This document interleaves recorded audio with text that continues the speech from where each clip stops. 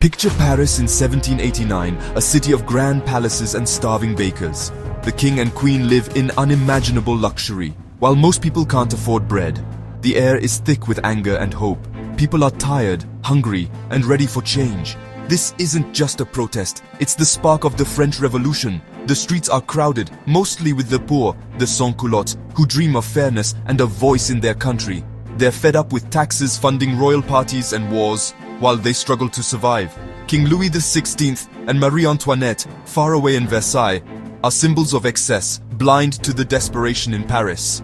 The divide between rulers and the ruled is now impossible to ignore. But this is about more than bread. New ideas are spreading. Maybe kings aren't chosen by God, maybe everyone deserves rights.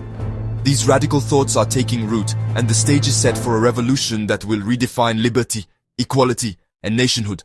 The world is about to change forever. The storm is here.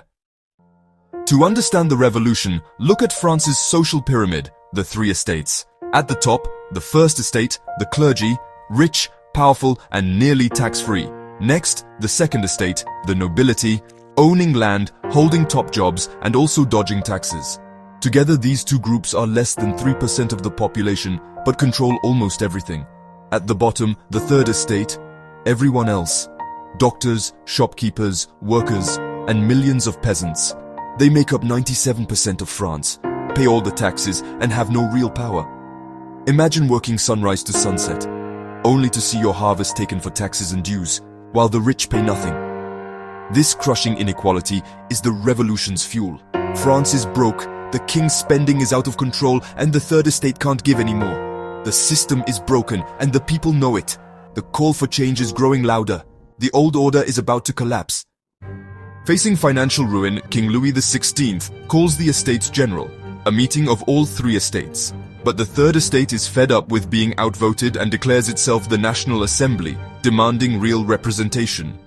Locked out by the king, they gather in a tennis court and swear not to disband until France has a new constitution, the tennis court oath. This bold act electrifies Paris. On July 14, 1789, Parisians storm the Bastille, a symbol of royal tyranny. The revolution explodes. The National Assembly issues the Declaration of the Rights of Man. All men are born free and equal. Liberty, property, and resistance to oppression become the new ideals. But the revolution spirals, radical factions rise, and fear takes hold. The reign of terror begins. Thousands are executed by guillotine, accused of betraying the revolution. The streets run red and no one is safe. The revolution devours its own. France is transformed, but at a terrible cost. The dream of liberty is now shadowed by terror. The world watches in shock. King Louis XVI, indecisive and overwhelmed, fails to save his throne or his life, executed for treason. Marie Antoinette, the unpopular queen, follows him to the guillotine, a symbol of royal excess.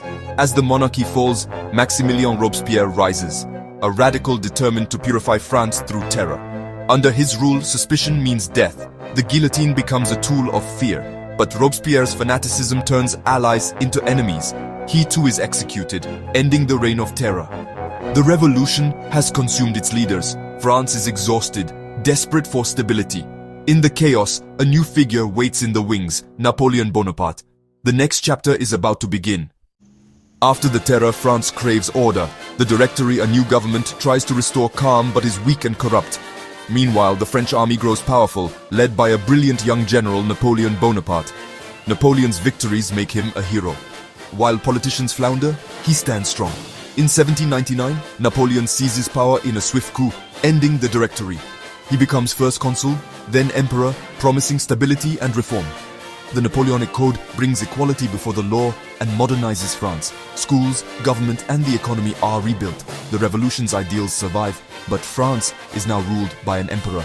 The journey from monarchy to republic to empire is complete.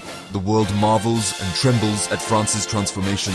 The revolution's legacy is now in Napoleon's hands. A new era begins. The French Revolution shattered the old order monarchy, and feudalism were gone for good. Even after Napoleon, no king would ever rule France with absolute power again. The revolution proved ordinary people could topple their rulers, inspiring movements worldwide. Nationalism was born. People now saw themselves as citizens, not just subjects.